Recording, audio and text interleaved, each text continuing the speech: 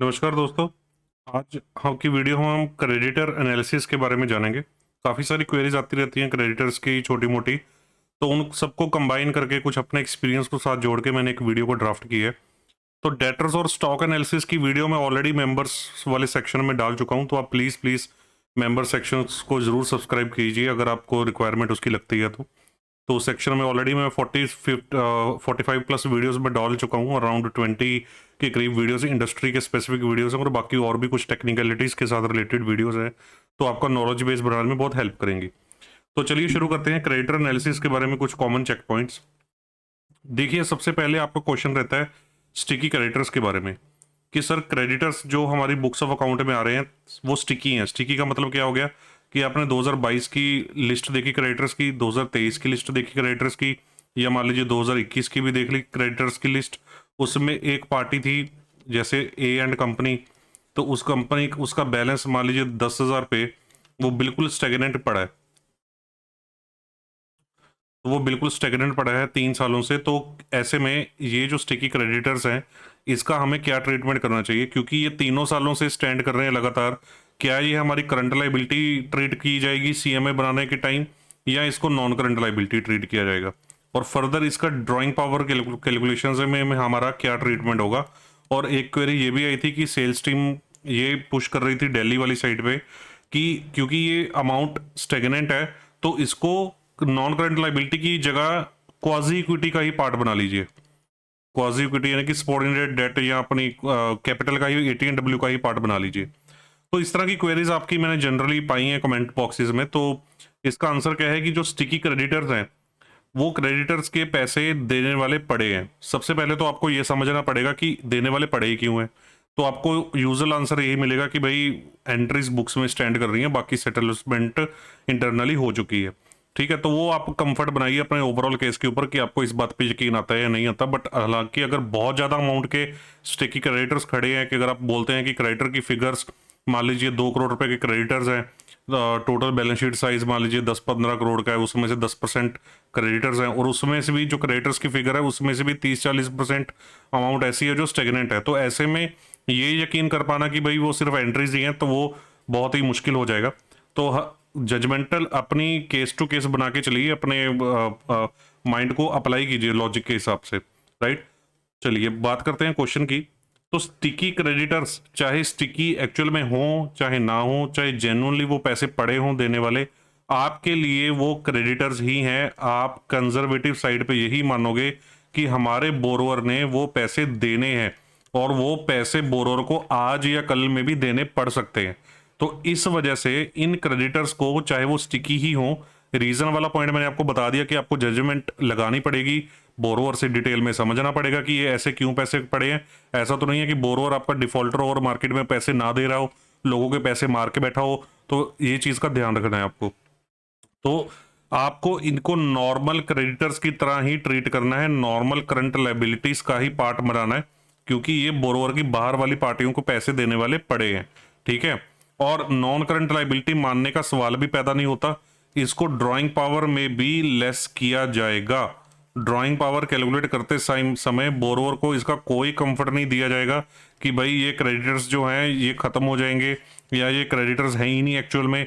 इस चीज का कोई कंफर्ट नहीं मिलना। ड्राइंग पावर में से ये रिड्यूस होंगे और करंट लायबिलिटी का आपका पार्ट बनेंगे। कोई क्वाजी इक्विटी का ये क्रेडिटर जो है वो आपका पार्ट नहीं बनेगा।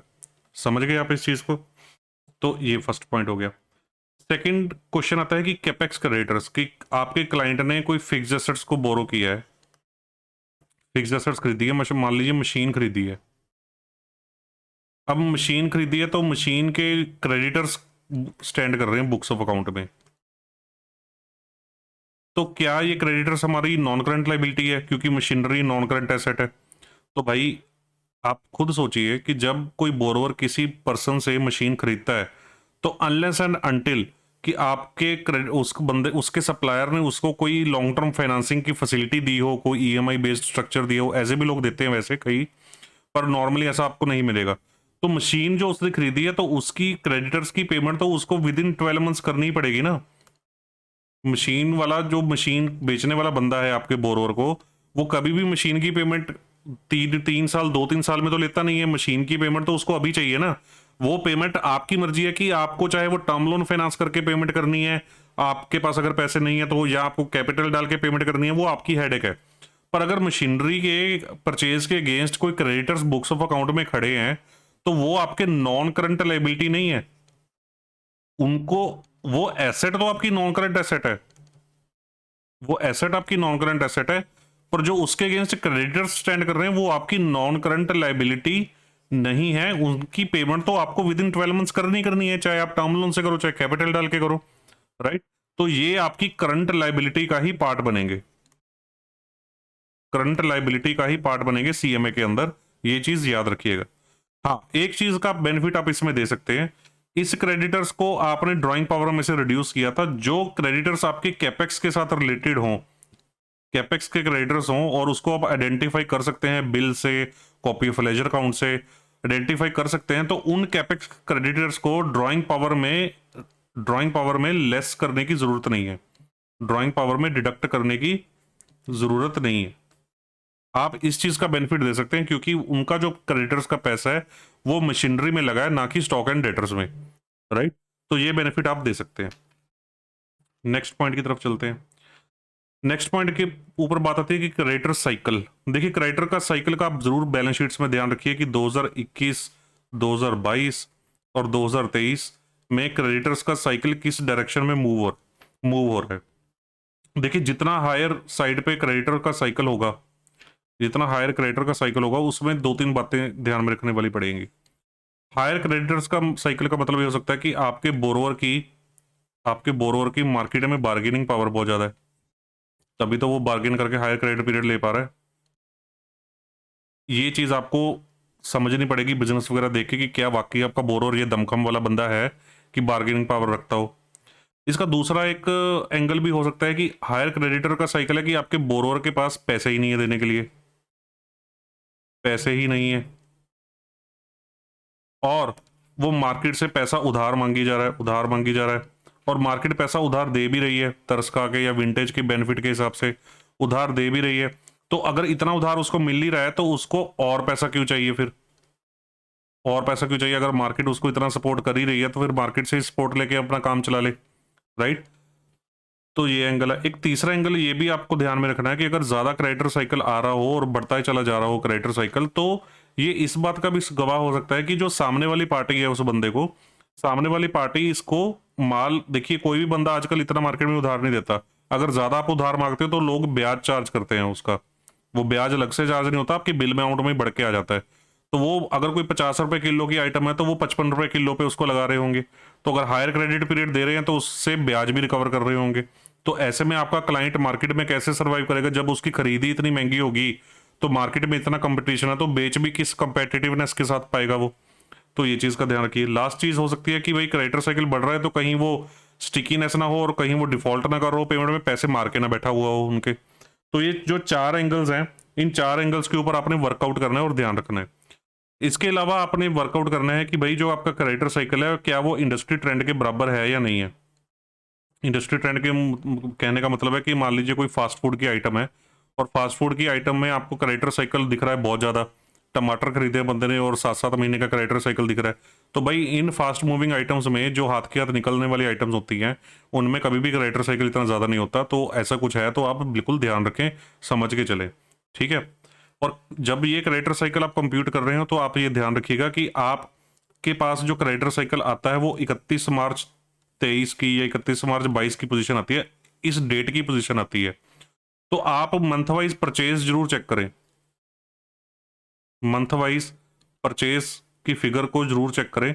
कहीं ऐसा तो नहीं है कि आपके जो क्रेडिटर्स थे वो हायर एंड पे दिख रहे हों 31 मार्च को, क्योंकि क्लाइंट ने बहुत बल्क परचेज की थी मार्च के महीने में या फरवरी मार्च में, आपको क्रेडिटर्स दिख रहे हो, मान लीजिए कॉस्ट ऑफ गुड्स सोल्ड है आपकी 20 करोड़ रुपए की, क्रेडिटर्स आपको दिख रहे हैं 10 करोड़ रुपए के, ठीक है। तो आपको तो दिख रहा है कि भाई 180 डेज का यानी कि 6 महीने के क्रेडिटर्स होल्ड करके रखे हुए हैं, पर आपने मंथ वाइज परचेज चेक की तो आपको पता चला कि उसने फेब और मार्च के महीने में 10 करोड़ की परचेज की थी। उसका बिजनेस में सीजनैलिटी ऐसी थी या उसको रेट ऐसा मिल रहा था कि फायदे कि उसने बल्क परचेज कर लिया। तो 10 करोड़ की परचेज अगर 2 महीनों में की थी तो हम तो फीफो मेथड लगाएंगे कि जो पहले माल आया वो पहले बिक गया होगा और जो पहले क्रेडिटर्स हैं वो पहले पे हो गए होंगे। बेस्ट बेस्ट पॉसिबल तो यही कर सकते हैं, हम किसी की लेजर स्क्रूटनी तो करते नहीं है, हम तो बर्ड आई व्यू लेते हैं क्लाइंट के बिजनेस का। तो 10 करोड़ की अगर लेटेस्ट परचेज है तो वही हम मान के चलेंगे कि वही लेटेस्ट वाली ही क्रेडिटर में स्टैंड कर रही होगी। वो तो सिर्फ फेब और मार्च की परचेज ही है, तो वो तो सिर्फ 2 महीने की परचेज ही है, यानी कि 60 डेज क्रेडिट की परचेज है। तो कई बार अमाउंट वाइज आपको क्रेडिटर साइकिल ज्यादा दिख सकता है, बट एक्चुअल में अगर आप मंथ वाइज देखें तो लेटेस्ट परचेज के हिसाब से देखें तो माइट भी आपका व्यू चेंज हो जाए। तो आप इस चीज का भी ध्यान रखिएगा। और साथ में आपके पास मंथ ऑन मंथ अगर स्टॉक स्टेटमेंट आई है, मंथ ऑन मंथ अगर आपके पास स्टॉक स्टेटमेंट आई है, तो आप मंथ ऑन मंथ आपके पास परचेज फिगर अवेलेबल होगी, या बोरोर से ले लीजिए, month on month purchase figure available होगी और मंथ ऑन मंथ आपके पास क्रेडिटर्स की फिगर भी अवेलेबल होगी, क्रेडिटर्स की फिगर भी अवेलेबल होगी। तो आप कॉस्ट ऑफ गुड्स सोल्ड पे क्रेडिटर्स डेट्स कैलकुलेट करने की जगह परचेज पे भी मंथ ऑन मंथ कैलकुलेट करके देख लीजिए कि जैसे जनवरी महीना है, फरवरी महीना है, मार्च का महीना है, अप्रैल का महीना है, ठीक है, मई का महीना है, तो क्रेडिटर साइकिल हर महीने आपको कैसे दिख रहा है। आपको कंप्यूट करना तो आता है ना क्रेडिटर डेज, सिंपल आप creditors divide by purchase into 365 days, तो आपका नंबर ऑफ डेज में आ जाएगा, राइट। तो इस तरह से मंथ ऑन मंथ ट्रेंड जरूर चेक कीजिए। क्रेडिटर्स की पेमेंट जरूर चेक करनी है आपको बैंक स्टेटमेंट से कि मंथ ऑन मंथ पेमेंट उसको टाइमली जा रही है कि नहीं जा रही। कहीं ऐसा ना हो कि आपके पास बैंक स्टेटमेंट ऐसी सबमिट हुई है जिसमें सिर्फ कलेक्शन ही आ रही है, पेमेंट्स किसी और अकाउंट से कर रहा है और आप इग्नोर कर दें। बैंक स्टेटमेंट आपको वो चेक करनी है जिसमें आपके क्रेडिटर्स की पेमेंट जा रही हो। इसी से आपको पता चलेगा कि वो टाइमली रीपे कर रहा है नहीं कर रहा है, कोई बाउंसिंग तो नहीं करवा रहा, और उनके सप्लायर्स कौन कौन है। तो इसमें आपको स्टॉक स्टेटमेंट की भी साथ में हेल्प लेनी है, स्टॉक स्टेटमेंट भी की भी हेल्प लेनी है। कैसे? अब जैसे आपके पास जनवरी की स्टॉक स्टेटमेंट आई, फरवरी की आई, एग्जांपल के लिए ले रहा हूं, तो आपके पास परचेज की फिगर होगी और क्रेडिटर की फिगर होगी। इसमें बात कर रहा हूं स्टॉक स्टेटमेंट में। मान लीजिए जनवरी की परचेज है 10 रुपए, जनवरी में क्रेडिटर्स, जनवरी के एंड में क्रेडिटर्स थे 2 रुपए के। फरवरी की परचेज है 15 रुपए और फरवरी के एंड में क्रेडिटर्स थे 3 रुपए के, ठीक है। तो अब हमें क्या देखना है, जनवरी महीने का तो हम चेक नहीं कर पाएंगे क्योंकि जनवरी से पहले की फिगर हमारे पास है नहीं। फरवरी का चेक कर पाएंगे। हम बोलेंगे ये 2 रुपए के क्रेडिटर्स इसने इसने देने थे 31 जनवरी 2023 को। 31 जनवरी की पोजीशन है ना, ये कब की पोजीशन है, ये 28 फरवरी की पोजीशन है। ये पूरे फेब मंथ की पोजीशन है कि पूरे पूरे फरवरी मंथ में कितना परचेज किया। तो हम बोलेंगे कि 31 जनवरी 2023, यानी कि जनवरी मंथ का एंड लगा लीजिए या फरवरी मंथ की शुरुआत लगा लीजिए, कि शुरू में हमने 2 रुपए क्लाइंट देने थे बाहर वाली पार्टियों को, ठीक है। 15 रुपए का माल हमने और खरीद लिया, तो टोटल पार्टियों को हमने 17 रुपए देने थे। अब हमारे मंथ के एंड में 3 रुपए ही देने वाले बचे हुए हैं, तो टोटल अगर 17 देने थे तो उनमें से अगर 3 रुपए ही देने वाले बचे हुए हैं, तो इसका मतलब मैंने फरवरी के महीने में 14 रुपए की पेमेंट कर दी, 14 रुपए की पेमेंट कर दी होगी फरवरी के महीने में। तो ये आपकी स्टॉक स्टेटमेंट के हिसाब से पेमेंट आ गई। ऐसी हर महीने निकाल लीजिए और उसको बैंक स्टेटमेंट की एक्चुअल पेमेंट के साथ कंपेयर कीजिए। अब मान लीजिए आपने आपके स्टॉक स्टेटमेंट के हिसाब से फरवरी महीने में आपकी 14 रुपए की पेमेंट होनी चाहिए थी, आपने बैंक स्टेटमेंट चेक किया और आपकी पेमेंट आ रही है 5 रुपए की, पेमेंट आ रही है 5 रुपए की। तो दैट मीन्स आपकी जो स्टॉक स्टेटमेंट आपको सबमिट की गई है वो क्रेडिटर्स को कम करके सबमिट की गई है। भाई अगर आपकी बैंक स्टेटमेंट में आपने देखा कि खाली 5 रुपए की पेमेंट हुई है, तो दैट मीन्स यहाँ पे अगर 5 रुपए की ही पेमेंट, सॉरी यहाँ पे तो 3 था, तो अगर 5 रुपए की ही पेमेंट हुई है तो 17 टोटल देने थे और 5 रुपए की पेमेंट होगी, तो क्रेडिटर्स 12 रुपए के बचे होने चाहिए। तो यहाँ पे उसने कितने शो करके भेजे स्टॉक स्टेटमेंट में, 3 रुपए के।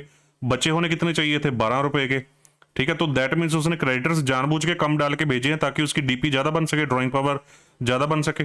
तो ये चीज का आपको ध्यान रखना है, ठीक है। अगर 10-15% का वेरिएशन हो कि यहाँ पे 14 रुपए आपकी फिगर आ रही है, आपका बैंक स्टेटमेंट में कोई 12 रुपए आ गया, कोई 16-17 रुपए आ गया, इतना फर्क 10-15-20% का चलता है, ऊपर नीचे होता रहता है, पर बहुत मेजर वेरिएशन है तो आपको उसको क्रॉस चेक करना है और ध्यान में रखना है। उसके बाद बात आती है क्रेडिटर्स के एसएमए चेक की और क्रेडिटर्स की डिपेंडेंसी की। देखिए क्रेडिटर्स हमारे सप्लायर हैं, इनसे हम माल खरीदते हैं, ठीक है। तो इनका साउंड होना हमारे लिए उतना ही जरूरी है जितना हमारे कस्टमर का साउंड होना। अगर हमारे सप्लायर अगर कल को हमें माल बेचना बंद कर दें, सप्लाई करना बंद कर दें, उनका बिजनेस ठप हो जाए, तो हमारे तो हाथ खड़े के खड़े हो जाएंगे, हमारा तो बिजनेस ठप हो जाएगा, बंद हो जाएगा। तो ऐसे में क्रेडिटर्स की डिपेंडेंसी का चेक बहुत इंपॉर्टेंट हो जाता है आपके लिए। आपको ये चेक करना बहुत जरूरी है कि क्लाइंट की जो टोटल परचेजिंग है, जितना माल वो खरीदता है, तो उसकी सिंगल पार्टी के ऊपर डिपेंडेंसी कितनी है, सिंगल पार्टी के ऊपर डिपेंडेंसी कितनी है, कि कहीं ऐसा तो नहीं है कि अपने माल के लिए वो किसी एक ही पार्टी के ऊपर 100% डिपेंडेंट हो, कहीं ये बात तो नहीं है। या कोई ऐसा तो नहीं है कि सिर्फ मार्केट में 3-4 पार्टियों से ही वो माल ले रहा हो, और 3-4 पार्टियों में मान लीजिए एक पार्टी से वो 50% माल खरीदता है, एक पार्टी दूसरी पार्टी से वो 30% माल खरीदता है, जो तीसरी पार्टी से वो 5% माल खरीदता है, ठीक है, और चौथी पार्टी से मान लीजिए वो 15% माल खरीदता है। तो इस रेशो में ऐसे खरीद रहा हो, तो दो पार्टियों से 80% डिपेंडेंसी हो। तो ऐसे में अगर डिपेंडेंसी बहुत हायर साइड पे है, तो आपको एक बार ड्यूटी बनती है चेक करने की कि ये क्रेडिटर्स ठीक है कि नहीं है। तो इन क्रेडिटर्स का गूगल चेक जरूर करें, चेक करने की कोशिश करें कि ये क्रेडिटर्स क्या करते हैं क्या नहीं, कुछ बैड एडवर्स न्यूज़ तो नहीं है। इनका क्रेडिट चेक यानी एसएमए चेक करने की जरूर कोशिश करें, सिबिल नहीं करवाना इनका, क्रेडिट चेक करने की जरूर कोशिश करें। और पता लगे कि क्रेडिट में अगर मान लीजिए आगे कि ये क्रेडिटर तो सब स्टैंडर्ड है, इनका तो दिवाला निकला हुआ है, ये तो फटे हुए हैं, तो कल को अगर सब स्टैंडर्ड है तो बैंकों का केस चल रहा होगा, तो कल को पता नहीं कब इनका बिजनेस ठप हो जाए और ये सप्लाई करनी बंद कर दें, तो आपके लिए तो रिस्क फैक्टर हो गया ना। तो ये चीज़ है। तो इसमें साथ में जहां पे हम ये डिपेंडेंसी का और एसएमए चेक का पॉइंट चेक कर रहे हैं, तो यहाँ पे दो बातें और भी ध्यान में रखनी है कि अगर आपके क्रेडिटर्स के ऊपर डिपेंडेंसी नहीं है, तो अगर आपका बंदा 3 से 4% परचेजिंग करता है हर एक सिंगल पार्टी से, 3 से 4% से ज़्यादा परचेजिंग है नहीं पिछले 12 महीनों में, अगर ये सारा सर्कमस्टांसिस हैं, अगर उस मतलब 50-60 पार्टियों से डील कर रहा है, किसी के साथ भी 3-4-5% से ज़्यादा डीलिंग है नहीं, तो ऐसे में कोई 3-4-5% वाली 2-3 पार्टियां सब स्टैंडर्ड आ भी गई, तो क्या रिस्क है आपके बोरोर के ऊपर। उसका तो रिस्क डिवर्सिफाइड है सप्लाई का, उसके पास तो बहुत सारे बंदे हैं, अगर एक दो बंदे फेल भी हो गए तो और बंदों से माल ले लेगा। तो ये चीज़। दूसरा, आप इस चीज़ में एक चीज़ और भी ध्यान रख सकते हैं कि आपका जो बंदा मटेरियल बाय कर रहा है, क्या वो किसी तरह को कोई स्पेशलाइज्ड मटेरियल है या कोई जनरल सा मटेरियल है, या कोई जनरल सा मटेरियल है। उदाहरण के तौर पे कि आपका एक बंदा है, सिंपल से एग्जांपल लेता हूँ कि किराने की दुकान है, उसकी किराने का सामान बेचता है नॉर्मल, तो उसमें मान लीजिए वो किराने के सामान में मान लीजिए सिंप्लिसिटी के लिए बोलता हूँ कि मान लीजिए टूथपेस्ट बेचता है कोलगेट का। अब कोलगेट का टूथपेस्ट उसको लगा कि एक होलसेलर है, तो वो होलसेलर से ले ही जा रहा है कोलगेट का टूथपेस्ट, 100% उसी होलसेलर से लेता है कोलगेट का टूथपेस्ट। अब कोलगेट का टूथपेस्ट तो इतना इजीली अवेलेबल है मार्केट में, अब वो उसकी अगर उससे परचेज 100% भी है, तो कल को वो बंदा अगर फेल भी हो गया, तो उसके पास तो बहुत सारी ऑप्शन है, किसी और बंदे से कोलगेट का टूथपेस्ट ले लेगा, कोई और बंदा सप्लाई कर देगा, ढूंढ लेगा कोई ना कोई बंदा। तो ये भी चेक करना जरूरी है कि वो जो आइटम में डील कर रहा है, तो वो आइटम की क्रिटिकलिटी कितनी है, स्पेशलाइजेशन कितनी है, और मार्केट में उसकी अवेलेबिलिटी और रीच कितनी है। राइट, तो ये अपनी आंखें दिमाग और कान खोल के चल। नेक्स्ट पॉइंट, क्रेडिटर का बिजनेस एंड लोकेशन। आपके बोरोर का जो भी बिजनेस है, क्रेडिटर का बिजनेस मोर और लेस उसके साथ रिलेटेड ही होगा, या मतलब रिलेटेड मतलब in the sense backward integration में होगा, या तो क्रेडिटर उसको रॉ मटेरियल भेज रहा होगा, या जो बोरोर आपका जो माल बना रहा है वही माल उसको बना के भेज रहा होगा। तो क्रेडिटर्स जो मेजर क्रेडिटर्स हैं उनके नाम ध्यान से पढ़िए। ऐसा ना हो कि आप गारमेंट्स बिजनेस को फंड कर रहे हैं और क्रेडिटर्स में आयरन एंड स्टील के क्रेडिटर स्टैंड कर रहे हैं, बैंकिंग में आयरन एंड स्टील के क्रेडिटर्स को पेमेंट जा रही है और आपने इस फैक्ट को इग्नोर ही कर दिया। ठीक है, तो ये चीज़ों का ध्यान रखना है आपको। प्लस उनकी लोकेशन, कहाँ पे वो क्रेडिटर्स लोकेटेड हैं, तो उस चीज़ का आपको मेजरली पता होना चाहिए, क्योंकि इससे आपको एक जनरल आइडिया मिल जाएगा। आपका बोरोर बैठा है मान लीजिए लुधियाना में, उसके सारे जो क्रेडिटर्स सप्लायर्स हैं वो मुंबई के हैं, और आपका जो बोरोर है वो सारी सप्लाई करता है मान लीजिए बेंगलोर में, सारा जो माल बेचता है बेंगलोर में है, खरीदता बॉम्बे से है। तो आपको क्या किसी पॉइंट पे ये किफ़ायती चीज़ लग रही है? क्या वो बेंगलोर वाला बंदा डायरेक्टली मुंबई वाले बंदे से जाके माल नहीं ले सकता? तो बीच में लुधियाना वाला बंदा कहाँ से आ गया? राइट, तो इन चीज़ों का ध्यान रखना है कि क्रेडिटर्स कहाँ पे लोकेटेड है। जितना दूर आपका क्रेडिटर होगा लोकेटेड, उतनी आपकी कॉस्ट ऑफ इनपुट बढ़ जाएगी आपके बोरोर की। आजकल तो वैसे ही बैंक बिजनेसेस में मार्जिन नहीं रहे, इनपुट कॉस्ट जितनी सस्ती होगी उतना ही गेम आपकी स्ट्रांग होगी। बिजनेस की। जितना इनपुट आप महंगा लेंगे उतनी आपकी गेम वीक हो जाएगी, मार्केट के अंदर सर्वाइवल डिफिकल्ट हो जाएगा, कंपेटिटिवनेस वीक हो जाएगी। तो ये चीज़ का ध्यान रखना है कि कहाँ पे लोकेटेड है वो। कितने नंबर ऑफ क्रेडिटर्स हैं ये मैंने आपको ऑलरेडी बता दिया डिपेंडेंसी के पॉइंट ऑफ व्यू से, कि अगर ज़्यादा नंबर ऑफ पार्टियों से आप डील कर रहे हैं तो आपका रिस्क बहुत ज़्यादा डिवर्सिफाइड है। ये सिमिलर चीज़ है जैसे हम स्टॉक मार्केट में बोलते हैं कि don't put all of your eggs in one basket. Then vintage की बात आती है कि क्रेडिटर से कितने साल से डील कर रहे हैं, तो ये बहुत ज़्यादा इंपॉर्टेंट बात हो जाती है हमारे लिए समझना। बहुत अच्छी बात भी है कि अगर आप ज़्यादा विंटेज से साथ जुड़े हुए हैं उन क्रेडिटर्स के साथ, तो ऐसे में अगर थोड़ी बहुत चीज़ें ऊपर नीचे भी होती हैं तो बात चलती है, कोई दिक्कत वाली बात नहीं है। तो ये मेन पॉइंट्स मेरी तरफ से क्रेडिटर्स के एनालिसिस में। आपकी तरफ से कोई पॉइंट है तो मेरे को आप कमेंट बॉक्स में बता सकते हैं इसके बारे में, तो मैं उसके ऊपर अपनी तरफ से रिवर्ट करने की कोशिश जरूर करूंगा। अगर आपको कोई पॉइंट ऐसा लगता है कि ये पॉइंट एक वैल्यू एडिशन है, कि ये पॉइंट भी ऐड किया जा सकता है क्रेडिटर एनालिसिस में, कोई आपका व्यू हो, कोई आपका एक्सपीरियंस हो, तो आप अपना वो व्यू और वो एक्सपीरियंस भी मेरे को कमेंट बॉक्स में बता सकते हैं, तो हम जरूर उसके ऊपर बात करेंगे आपस में। बाकी नेक्स्ट वीडियो में मैं नेक्स्ट लेक्चर में मिलूंगा आपके साथ। Thank you very much.